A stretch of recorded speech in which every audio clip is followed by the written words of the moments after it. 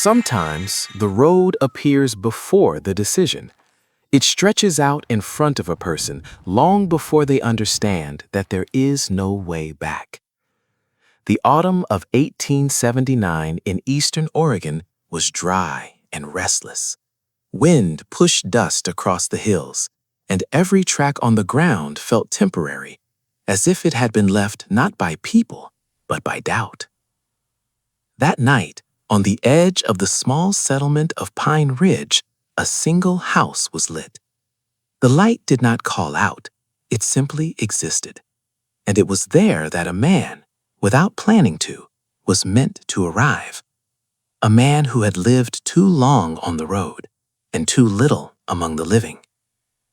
If you are drawn to stories where choices are made quietly, where lives come together not through promises but through necessity, stay here. Subscribing to Dust and Devotion Tales is an invitation to walk this road together. This story does not begin with love. It begins with exhaustion. He had crossed too many empty stretches of land to mistake this place for an ending. Ethan Caldwell approached Pine Ridge the way he approached everything else now, measured, alert, without expectation. The road had shaped his body into restraint and his mind into habit.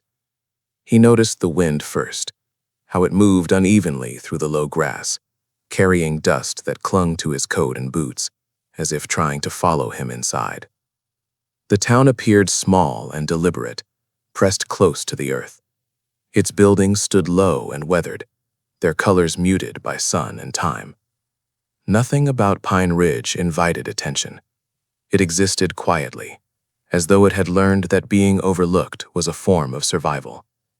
Ethan read that instinct immediately. Places like this asked little and offered less, and in return they allowed a man to remain unremarked. He entered without slowing his pace. A few people noticed him, then looked away. He recognized the pattern. As long as he caused no disruption, as long as he paid what was owed and kept his business to himself, he would be left alone. That was all he required. Shelter, work, a place to rest long enough to let the road loosen its grip on his muscles. There had been a time when he traveled with purpose, back when routes had names and destinations mattered, back when winters were endured for something waiting on the other side. That time no longer shaped his decisions. The loss had stripped his life down to function. He rose early, moved forward, stopped only when the body demanded it. Memory stayed where it belonged, carried silently, never spoken aloud. As he moved through Pine Ridge, he assessed distances, the condition of roofs, the way doors sat in their frames. He noted where a horse might be stabled, where work might be found. His gaze lingered briefly on a house near the edge of town. It was modest but kept, the kind of place maintained not out of pride but necessity. A woman lived there, with a child. He saw them only in passing, a presence more than a scene, and felt nothing he allowed himself to name. Children altered the weight of a place. They anchored it, made even temporary ground feel claimed. Ethan did not dwell on the thought. Attachment had taught him this cost. He continued on, reminding himself that he was passing through, that nothing here required his attention beyond the immediate. By the time he secured a place to sleep and the promise of work, the light had begun to soften. Evening settled gently over Pine Ridge, pulling the town inward. Ethan sat alone, boots still on, posture rigid with a habit of readiness.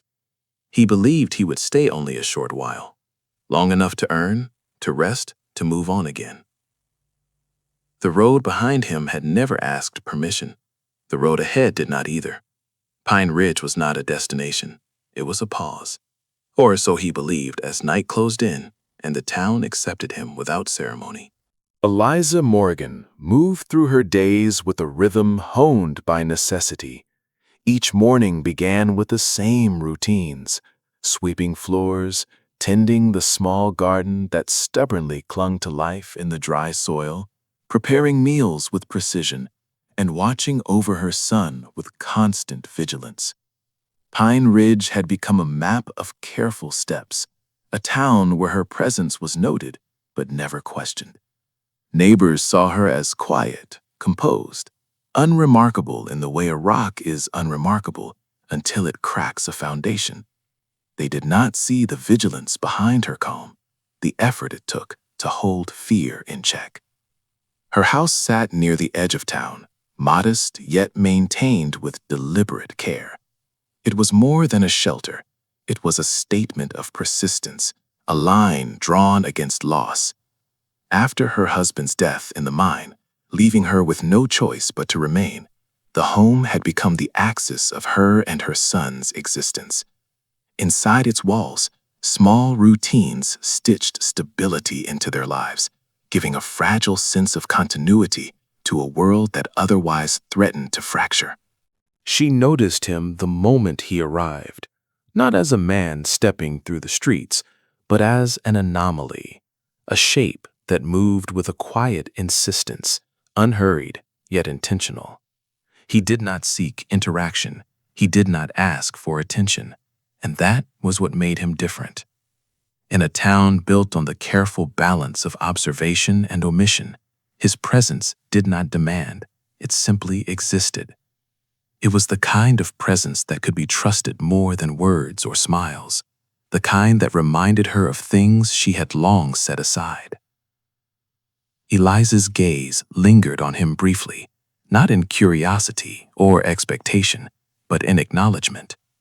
The rhythm of Pine Ridge seemed to bend slightly around him, the usual patterns of movement and caution shifting without notice. Even the wind that carried dust through the streets seemed to adjust, pausing, as if to measure this new element in the small town. Her son moved at her side, unaware of the subtle weight of attention in the space around them, yet she felt it keenly.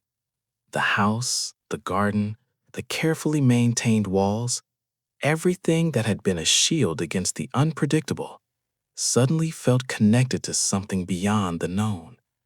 She did not understand why, and she did not question it. She simply recognized that the balance had shifted, that something unseen had arrived in the quiet patterns of their day. No words passed between them. There were no gestures, no signals exchanged, only the awareness of presence, the quiet recognition that another life had intersected with hers, without intrusion, without expectation. Pine Ridge, so accustomed to the predictable, seemed to pause and take note, its ordinary rhythm momentarily altered by someone who did not yet belong, but who already mattered. Pine Ridge existed because of the land, and the land belonged to one man, whose influence was felt more than seen. His authority was quiet, almost invisible to those who did not pay attention, yet absolute. He did not need to raise his voice. The weight of his presence, the subtle way debts were noted and obligations expected, reminded everyone that freedom here was measured by compliance and awareness. Every plot of soil, every fence, every small structure was subject to the unseen calculations of his will. The town moved with careful steps, measured and restrained, as though even the wind might carry a message back to him. Ethan quickly read the arrangement of power. His past had trained him to recognize the language of control without spoken words, to see the way a glance, a shadow, or a gesture could carry authority. He worked alongside others, offered help where it was needed, but kept himself apart, calculating distance, timing, and consequence. The lines of power were invisible yet unmistakable, and he navigated them as he had done countless times before, though each town carried its own rules. Around Eliza, the pressure was different. The home she had believed secure, her small island of stability for herself and her son, seemed to shrink under the silent weight of expectation. Each passing figure, each glance in the street, reminded her of the unspoken hierarchy that governed every action. It was not an immediate threat, not a confrontation, but a reminder that safety was never guaranteed, that every foothold in this town was contingent on acknowledgement of someone else's claim. Her son began to move toward Ethan with an ease she had not anticipated. It was not fear that drew him, nor need, but a quiet sense of calm that seemed to radiate from the man. His presence offered a stability that contrasted sharply with the tension she carried daily, and seeing her child relax in this way unsettled her more than any overt danger could have. She understood that attachments in Pine Ridge came with consequences. Trust was fragile here, and the loss of it was inevitable if not measured and controlled. Ethan remained aware of the subtle shifts, noticing how the town seemed to pause around them, how neighbors exchanged fleeting glances, how even the air seemed charged with unspoken rules. He did not act, did not intervene beyond what was necessary, but his observation and quiet proximity began to change the energy of the space around Eliza. The wind picked up in the late afternoon, cutting through the streets with sharper edges than before, scattering dust and stirring tension. People moved more cautiously, their conversations hushed, footsteps lighter. It was the first sign of conflict, not in action, but in atmosphere, a prelude to the pressure that would soon demand a choice. The calm of the town had shifted, and everyone felt it. Night arrived without warning, settling over Pine Ridge with a weight that felt heavier than darkness alone. The streets emptied early, doors closed with deliberate care, and the town seemed to hold its breath. At the edge of the settlement, Eliza's house stood quietly, its windows dim, its outline familiar and fragile against the open land. The attempt to take it did not come with fire or shouting. It came with presence, with figures that lingered too close, with shadows that remained where they had no reason to be. The message was clear without being spoken. This was a reminder, not the end. The next step would not be so restrained. Fear moved through the space like cold air, deliberate and invasive. It was meant to unsettle, to make resistance feel pointless before it ever formed. Eliza felt it immediately, the tightening in her chest, the instinct to protect her son by staying silent and still. She understood this language. It was the same one she had lived under since her husband's death, the quiet pressure that demanded compliance without ever naming itself. Ethan was there not because he intended to be, but because he had learned long ago to remain alert when others relaxed. His presence was not announced. It simply appeared, steady and immovable, placed exactly where it needed to be.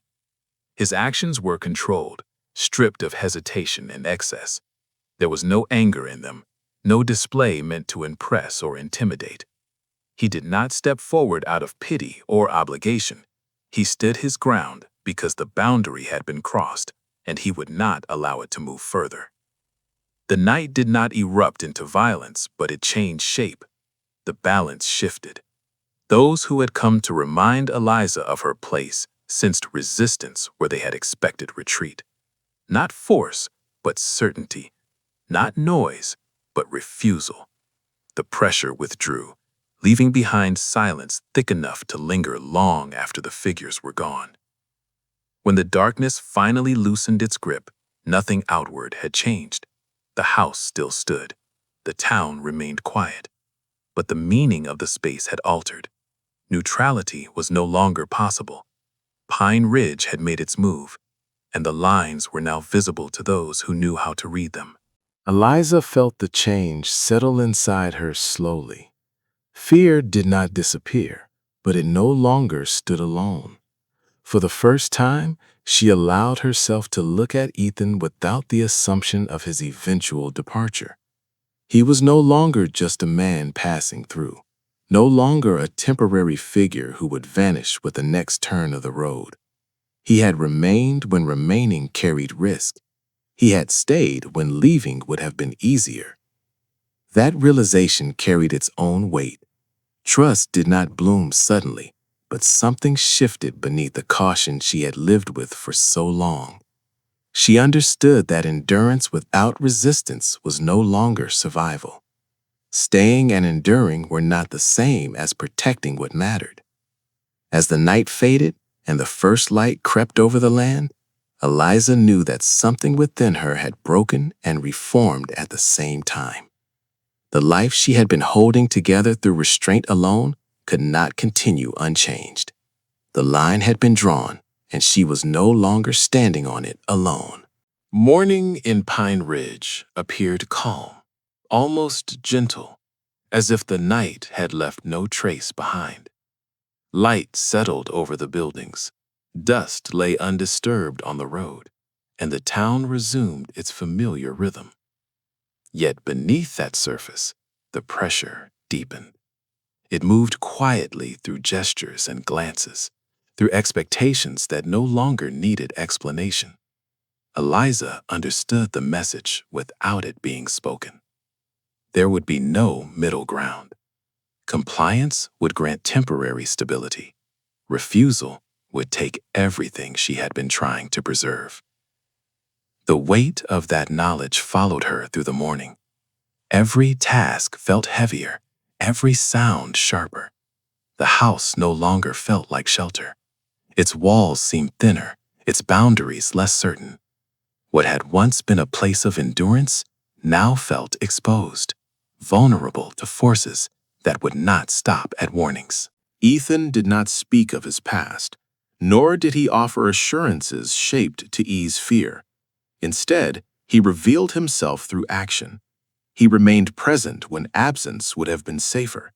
He prepared quietly, measured distances, secured supplies, and moved with intention that left no doubt about his understanding of what lay ahead. The path he offered was not framed as rescue or escape. It was a shared risk, grounded in realism rather than hope. There was no promise of ease, only the certainty of honesty and the willingness to stand alongside whatever came next. Eliza weighed the choice with care that bordered on restraint. It was not nostalgia that held her back, nor attachment to the town itself. It was responsibility. Her son's safety, his sense of stability, the fragile normalcy she had fought to maintain, all pressed against her decision. Leaving meant uncertainty. Staying meant surrender. And she could see now that the house she had clung to was no longer protecting either of them. The realization arrived without drama. It settled into her with quiet clarity. What she had been defending was no longer a refuge. It had become a liability, a place where fear dictated every movement. Remaining would not teach her son resilience, only caution shaped by threat. The decision was made without witnesses and without ceremony. There were no declarations, no final looks meant to preserve memory. Belongings were gathered quickly, efficiently, as though they had always been waiting for this moment. Each item carried purpose rather than sentiment. What could be replaced was left behind. What mattered was kept close. By the time the morning wore on, the house stood unchanged from the outside. Nothing signaled what had shifted within. But Eliza had already crossed the most difficult distance. She had chosen movement over submission, uncertainty over quiet loss. And in that choice, a bond formed not through words or promises, but through shared resolve and the acceptance of risk as the price of protecting what mattered most. The danger had passed. Mabel stood on the edge of the prairie, her eyes tracing the horizon, where the sky met the distant hills. The boy ran freely across the open meadow, laughter carrying on the gentle wind, and Caleb Warren remained near, a steady presence beside her. The house behind them, now filled with the warmth of shared effort and care, felt like more than shelter. It was home. Mabel sensed that she had found not only a place, but a family, a bond forged through trials, vigilance, and the quiet strength of shared trust. The wind swept across the grass in soft waves, carrying the scent of earth and the faint promise of rain. The sunset painted the sky in shades of gold, crimson, and violet, reflecting the calm that had settled over the land and within her own chest. Shadows lengthened across the yard, stretching toward the hills, Yet the stillness felt protective, as if the prairie itself acknowledged the hard-won peace. Each movement, each sound, each breath was a reminder of the balance they had achieved, fragile yet enduring. Mabel watched the boy stumble and rise again, his small figure moving with confidence across the field. Caleb's eyes followed them both, steady and watchful, yet relaxed, a silent assurance that their lives could now unfold without constant fear. She realized that the past, though never fully gone, no longer dictated the rhythm of her days. Every gust of wind, every ripple of grass, every bird's call seemed to mark a new beginning, a life where courage, love, and trust could coexist with freedom. The routines they had established, the care of the home, the observation of the surrounding land, the small rituals of connection had grown into something sustaining. Mabel felt the tension of constant alertness ease into a quiet vigilance, a readiness that no longer carried the weight of dread. Each sunset, each evening wind, and each flicker of light over the hills became a marker of continuity, a reminder that their shared choices had shaped a world worth protecting. She walked slowly toward Caleb, feeling the soft earth beneath her boots, the familiar weight of the boy's hand in hers. The prairie stretched endlessly around them, open and unthreatening, yet full of possibility. In that moment, the future appeared vast and uncharted, inviting rather than intimidating. Mabel breathed in the calm, letting it fill her chest, letting the knowledge of safety and belonging settle like sunlight across her shoulders. The story drew to a close with the soft certainty of a day ending peacefully. A new life had been carved from uncertainty, built on trust, courage, and the quiet devotion of those who had chosen to stand together. Mabel knew that the past was behind her, that the future lay wide open, and that she could embrace it fully. And as the wind carried the last light of sunset across the prairie, a gentle invitation lingered in the air, to join dust and devotion tales, to witness the journeys of people learning to live, to love, and to fight, no matter the trials they faced.